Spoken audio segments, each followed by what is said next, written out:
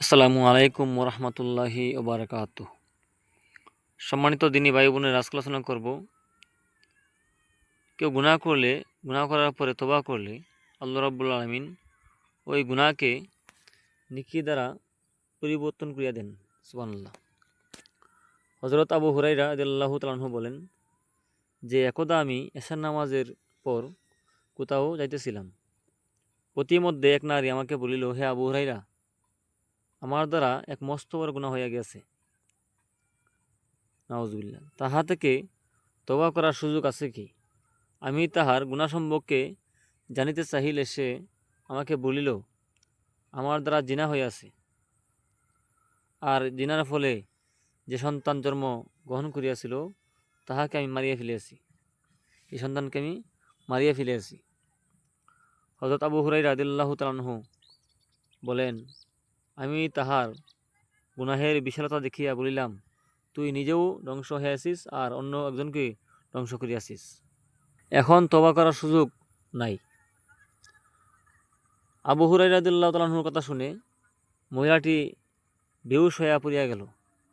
আমি চলিতে চলিতে মনে মনে এই জন্য লজ্জিত হইলাম যে রাসূল সাল্লাল্লাহু আলাইহি সাল্লাম এর জীবদ্দশায় আমি কেন এই মাসালা দিলাম, আমি কেন ও মহিলাটাকে এই কথা বললাম। আমি এই কথা না বলে নবীজির কাছে পাঠিয়ে দিলে তো চলতো। এই জন্য উনি লজ্জিত হইলেন। পরে রাসূলুল্লাহ সাল্লাল্লাহু আলাইহি সাল্লামের কাছে এই ঘটনা উনি বলিলেন।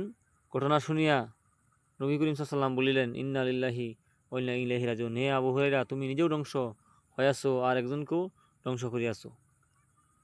কারণ তুমি কি জানো না, আল্লাহ রাব্বুল আলামিন পবিত্র কোরআনে বলেছেন, ওয়াল্লাযীনা লা ইয়াদউনা মা'আল্লাহি ইলাহান আখারা ওয়া লা ইয়াকতুলুনান নাফসাল্লাতী হারামাল্লাহু ইল্লা বিল হক ওয়া লা ইয়াজনুনা মান ইয়াফআল যালিকা ইয়ালকা আসামান ইউদাআফ লাহুল আযাবু ইয়াওমাল কিয়ামাতি ওয়া ইয়াখলুদু ফীহি মুখানান ইল্লা মান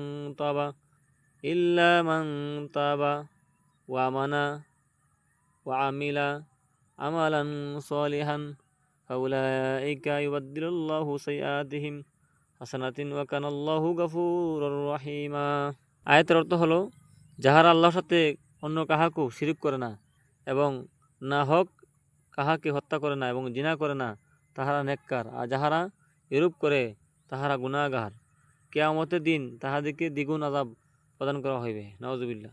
অপদস্থ হইয়া চিরকাল জাহান্নামে থাকিবে। কিন্তু যাহারা তওবা করে এবং ঈমান গ্রহণ করে আর নেক আমল করতে থাকে, তা হইলে এ ধরনের লোকদেরকে গুনাহকে আল্লাহ পাক নেকি দ্বারা পরিবর্তন করিয়া দিবেন।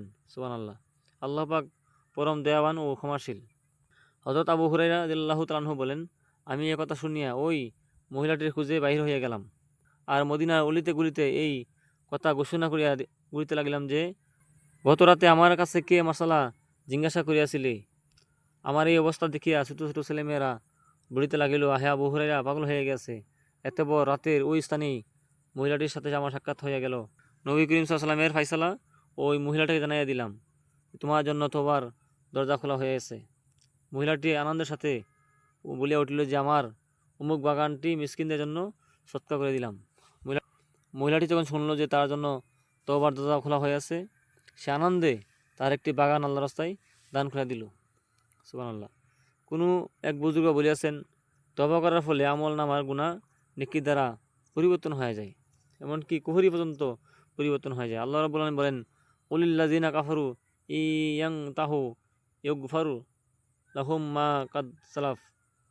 অর্থ হল, হে নবী, আপনি কাফেরদেরকে বলে দিন যে যদি তাহারা কুফরি থেকে তওবা করিয়া ফেলে, তাহলে তাহাদের পূর্ববর্তী গুনাহ সমূহ মাফ করিয়া দেওয়া হইবে। সুবহানাল্লাহ। কুফর সর্বাপেক্ষা মারাত্মক গুনাহ, ইহাও তওবার দ্বারা মাফ হয়ে যায়। সুতরাং তওবার দ্বারা অন্যান্য ছোট ছোট গুনাহ তো অবশ্যই মাফ হয়ে যাইবে।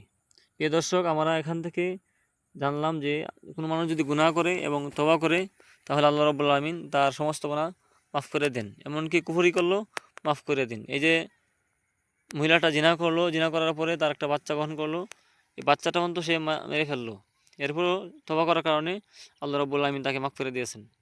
এই জন্য আমরা যত বড় গুনাহ করি না কেন, তওবা করে ফেলবো আর জীবনে গুনাহ করব না। আল্লাহ রাব্বুল আলামিন আমাদের সবাইকে খাঁটি তওবা করার তৌফিক দান করুক, আমিন। এবং গুনাহমুক্ত জিন্দেগি করার তৌফিক দান করুক, আমিন। আসসালামু আলাইকুম রহমতুল্লাহি বারকাতুহ।